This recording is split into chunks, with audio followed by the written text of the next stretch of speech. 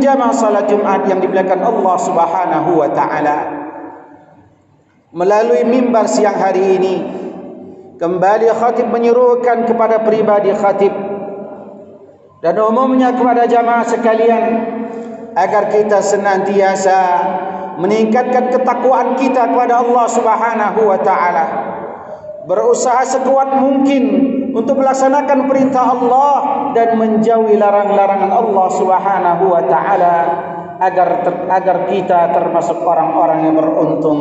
Amin ya rabbal alamin. Hadirin jemaah salat Jumat yang berbahagia, terkadang orang dalam kehidupan hanya memikirkan sisi luarnya saja, casing dalam kehidupan, lipstick, gaya, style dalam kehidupan, itu yang dipikirkan oleh mereka. Yang terpenting saya dihormati oleh manusia meskipun mungkin Allah tak ridha, Allah tak rela dengan saya. Yang penting manusia suka kepada saya. Hadirin melakukan Allah Subhanahu wa taala, tentu hal yang demikian bukanlah pemikiran yang baik, bukanlah sesuatu yang menentukan baik dalam kehidupan kita. Bahkan mungkin pemikiran itu kelak akan menjerumuskan kita ke neraka Allah Subhanahu wa taala. Sibuk terkadang kita memperbaiki luarnya, tapi kita tidak pernah memperbaiki hati kita. Bahkan ada orang dengan melakukan berbagai macam cara, yang penting dia terlihat baik di hadapan orang lain. Dia terlihat orang yang serba wah, serba ada, meskipun tadi kemewahan yang ia miliki tidak tahu dari mana ia mendapatkannya. Oke, terkadang ia dapatkan dengan barang yang halal, tapi caranya tidak halal. Oke, terkadang mungkin dia akan mendapatkan sesuatu yang masih belum jelas kehalalan dan keharamannya. Dan inilah yang kebanyakan dari manusia akan terjerumus. Dalam hadis dikatakan, innal halala bayyinun wal harama bayyinun wa bainahuma umurun mustabihatun. Sesungguhnya halal itu sudah jelas, haram pun sudah jelas, kata Nabi. Di antara keduanya ada sesuatu yang masih remeng-remeng, yang belum jelas kehalalan dan keharamannya, tapi lebih dekat kepada keharaman. Sampai Rasulullah SAW mencontohkan seperti seorang pengembala kambing yang menggembalakan kambingnya di tanah perbatasan kebun orang lain. Sudah pasti dan tentu kambingnya digembalakan di perbatasan kebun orang lain, meskipun dia diikat di kebun kita, tapi karena masih di perbatasan, yusiku antara, pasti diperkirakan kambing tadi tidak hanya memakan rumput yang ada di kebun kita, kemungkinan walaupun sedikit dia nyebrang ke kebun orang lain. Maka hal yang dilakukan itu akan menyebabkan sesuatu yang menjadi haram. Na'udzubillah. Hadirin melakukan Allah Subhanahu wa taala. Terkadang orang berpikir demikian, enggak masalah kita melakukan hal-hal yang seperti ini, cuman sedikit kok. Kalau sedikit kan dimaafkan. Ya, kalau najis mukhaffafah dimaafkan. Tapi kalau dosa sedikit atau banyaknya dosa tetap tidak akan dimaafkan oleh Allah. Apa kata Rasul sallallahu alaihi wasallam? Ma nabata lahmun min haramin fannaru aula biha. Tidaklah tumbuh daging di tubuh kita dari barang yang halal, meskipun itu sedikit, maka neraka lebih layak untuk tempat dia bernaung kelak di akhirat. Hadirin melakukan Allah Subhanahu wa taala, ya hari ini mungkin kita tidak akan mendapatkan balasannya. Tapi suatu saat kita akan mendapatkan balasan itu. Dan kelak di akhirat balasan Allah sudah menunggu. Maka hati-hati hadirin melakukan Allah Subhanahu wa taala, jangan sampai apa yang kita makan, apa yang kita pakai, apa yang kita gunakan, apa yang kita berikan kepada anak dan keluarga kita dari barang-barang yang belum jelas. Maka kata Rasul sallallahu alaihi wasallam, salah satu bentuk dari keluarga yang tidak bahagia itu selalu ribut, selalu terjadi kekacauan, paling tidak mungkin riak-riak, sering terjadi dalam rumah tangga. Itu menandakan kalau di rumahnya pernah dimasukkan sesuatu atau barang yang belum jelas kehalalannya.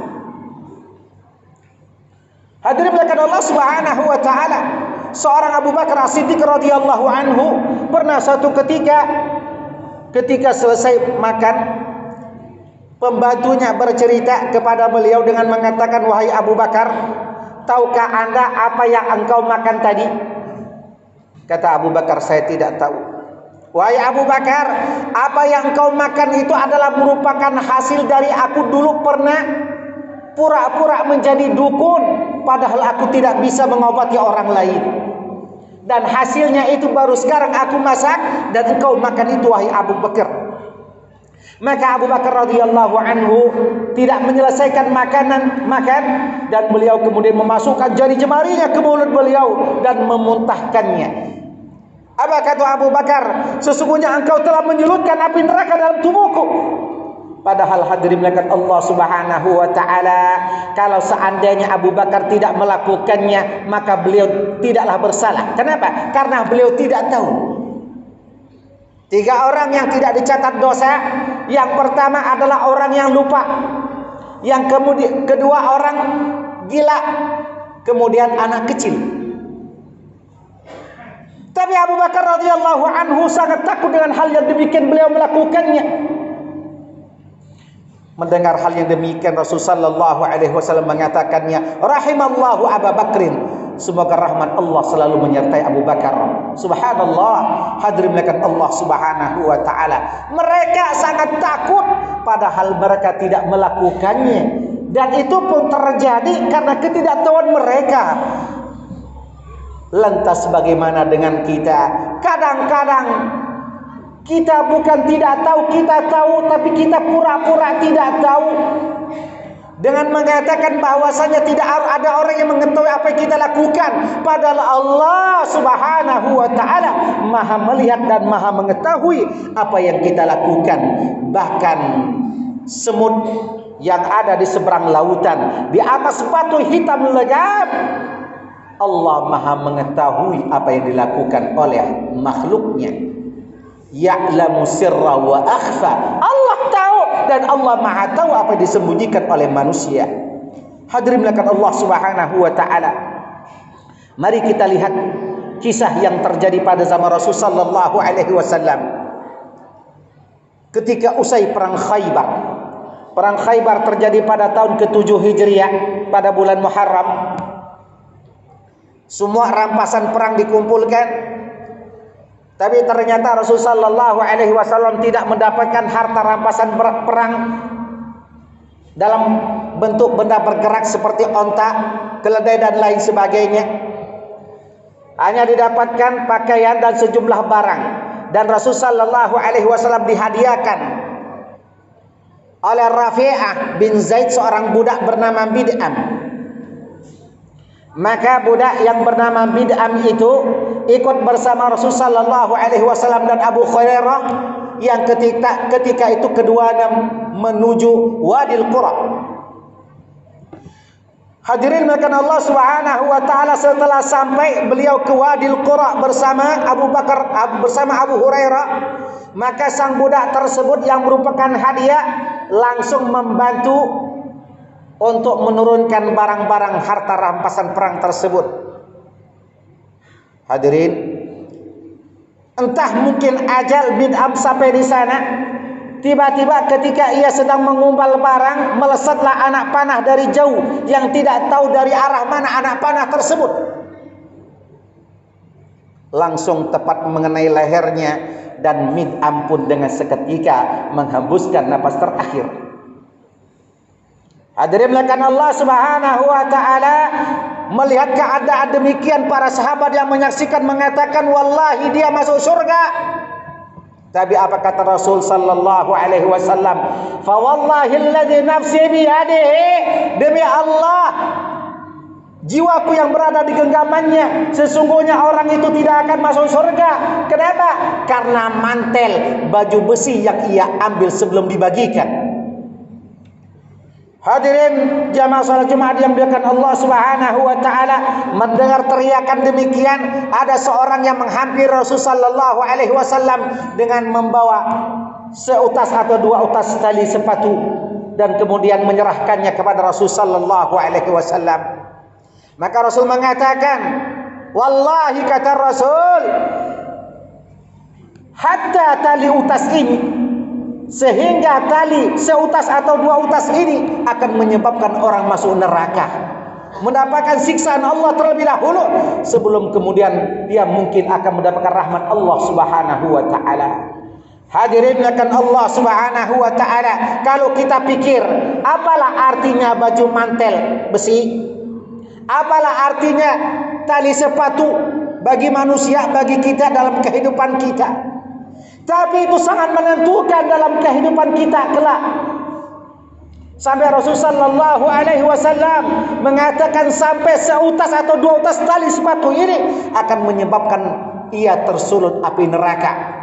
Lantas bagaimana hadirin akan Allah Subhanahu wa taala, bukan seutas dua utas tali sepatu, tapi sekarung sepatu, mobil yang mewah, harta yang banyak yang kita masukkan ke dalam rumah kita, dalam kehidupan kita, bahkan kita nikmati. Apa yang akan terjadi kelak? Na'udzubillah tsumma na'udzubillah. Maka kata Rasul sallallahu alaihi wasallam dalam hadis yang tadi kita sampaikan, ma nabata lahmun min haramin fannaru aula biha. Daging yang tumbuh dari barang yang halal, dari barang yang haram, walaupun hanya sedikit, maka neraka lebih pantas tempat ia bernaung kelak di akhirat. Na'udzubillah. Maka hadirin melakukan Allah Subhanahu wa taala, melalui khutbah kali ini, mari kita perbaiki jiwa kita. Kita perbaiki hati kita. Kita perbaiki hubungan kita dengan Allah dengan cara menjauhkan diri kita dari barang-barang yang haram. Begitu juga dari barang-barang yang mungkin masih belum jelas keharaman dan kehalalannya, tapi ia lebih dekat kepada barang yang haram. Maka sesungguhnya orang yang melakukan demikian, ia sudah menjaga dirinya dari api neraka. Mudah-mudahan kita yang hadir di masjid ini dan siapapun orang yang mendengarnya termasuk orang-orang yang mendapatkan rahmat Allah karena menghindarkan dirinya walaupun hanya sedikit dari api neraka. Maka kata Rasul sallallahu alaihi wasallam, takutlah kalian kepada Allah, takutlah kalian akan neraka walaupun kalian hanya bersedekah dengan sebutir biji kurma. Hadanallahu wa iyyakum ajma'in. Taqabbalallahu minna wa minkum tilawatahu innahu huwal ghafurur rahim. Wa qur rabbighfir warham wa anta khairur rahimin.